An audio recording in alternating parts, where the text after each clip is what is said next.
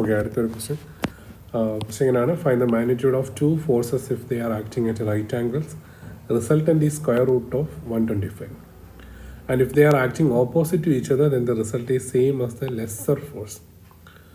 Also find the resultant if they are acting in the same direction. Okay, അപ്പോൾ നമുക്ക് ആദ്യം രണ്ട് ഫോഴ്സുകളുണ്ട്, F1ഉം വെക്ടറും F2 വെക്ടറും.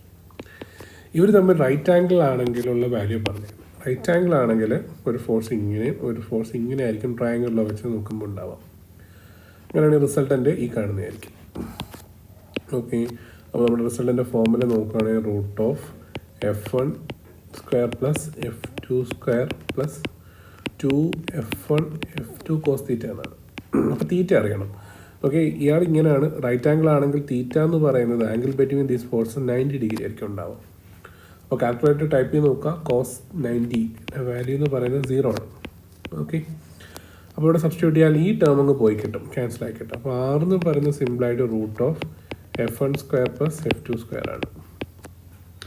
അപ്പോൾ അതിൻ്റെ വാല്യൂ ആണ് അവർ തന്നേക്കുന്നത്. റൂട്ട് ഓഫ് ആറിൻ്റെ വാല്യൂ സ്ക്വയർ റൂട്ട് ഓഫ് 125 ആണ്. എന്ന് വെച്ചാൽ നമ്മളൊന്ന് സ്ക്വയർ ചെയ്താൽ F1 square plus F2 square എന്ന് പറയുന്നത് 125 ആയിരിക്കും. അപ്പോൾ ഇത് നമുക്കൊരു ഇക്വേഷൻ നമ്പർ A ആയിട്ടോ 1 ആയിട്ടോ എടുക്കാം. ഇനി രണ്ടാമത്തെ കാര്യം, force they are opposite each other. Opposite each other എന്ന് പറയുന്ന ഒരു ഫോഴ്സ് അങ്ങോട്ടും ഒരു ഫോഴ്സ് തിരിച്ചുമാണ് വരേണ്ടത്.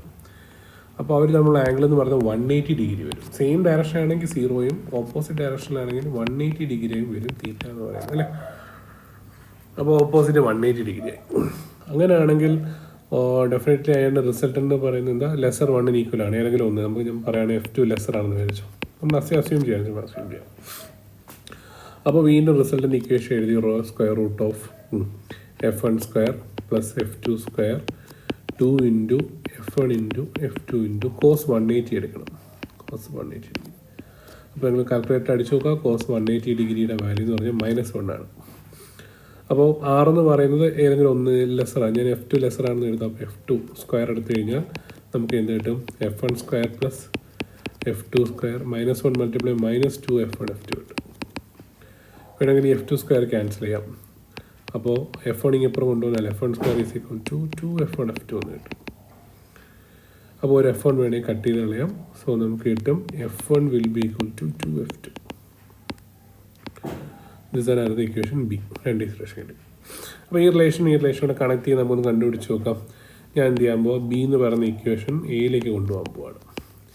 എയിൽ F1ന് പകരം 2 F2 കൊടുക്കുക. അപ്പോൾ 2 F2 the whole square plus F2 square will be equal to 125.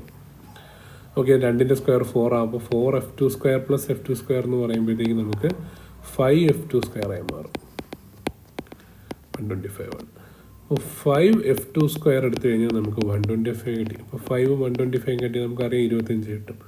അപ്പോൾ F2ൻ്റെ വാല്യൂ എത്ര ആയിട്ട് മാറി? 5 ആയിട്ട് മാറി. സ്ക്വയർ റൂട്ട് ഓഫ് 25, 5ൻ്റെ സ്ക്വയർ ആണ് 25. അപ്പോൾ F2 കിട്ടി.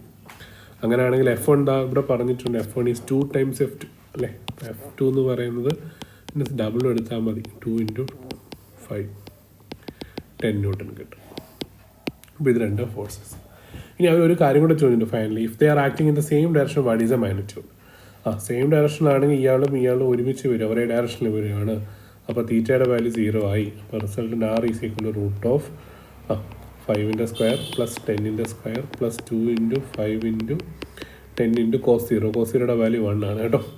ശരി, അപ്പോൾ നമുക്ക് എഴുതാം 25 പ്ലസ് 100 പ്ലസ് ഇവിടെ ഒരു 50 ഇൻറ്റു 100 വരുന്നുണ്ട്. അപ്പോൾ 225 വരും. 225ൻ്റെ റൂട്ട് വരും. സോ 225 എന്ന് പറയുമ്പോൾ 15ൻ്റെ ഇതാ വരിക.